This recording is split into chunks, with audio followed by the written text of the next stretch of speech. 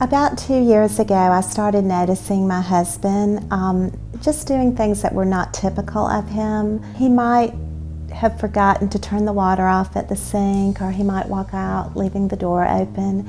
I noticed that he was at a loss for words at times. Because of his age, they felt like there was no way it was anything that was a memory disorder at that time, that it was stress. He was 54 years old, and he was in a stressful time of his life. We went home. Months later, I saw a progression.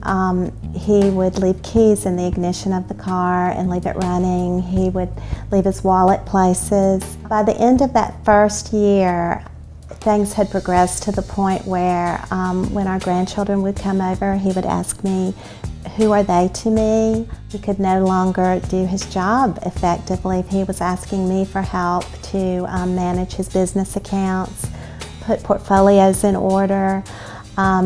At this time, I became his advocate, and I went to the doctor and I said, "Look, this is not my husband, and I want an MRI done. I want to find out what is wrong," which they did, and of course, it came back and showed atrophy in the brain, and we were referred to a neurologist.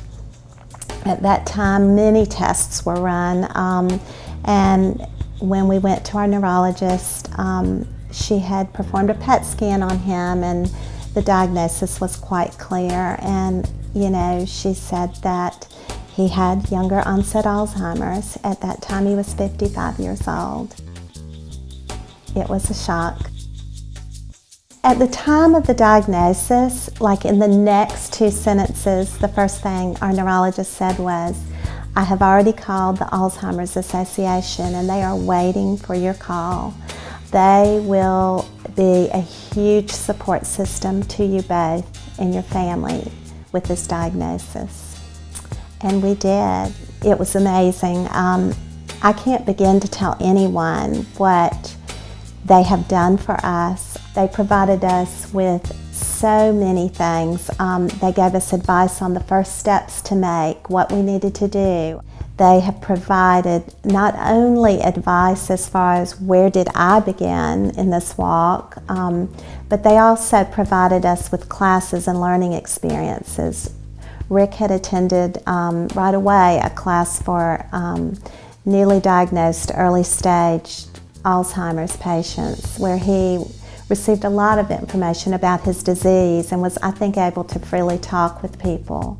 I'm just so thankful to these people who are giving their time and their energy. They are all very busy business people who have very active lives, who are taking the time to do this, to raise funds for this association. I'm amazed at just the eagerness and the desire that they have to do this, because if they were not fundraising, I might not have this support group along with all the other people that are suffering from this disease.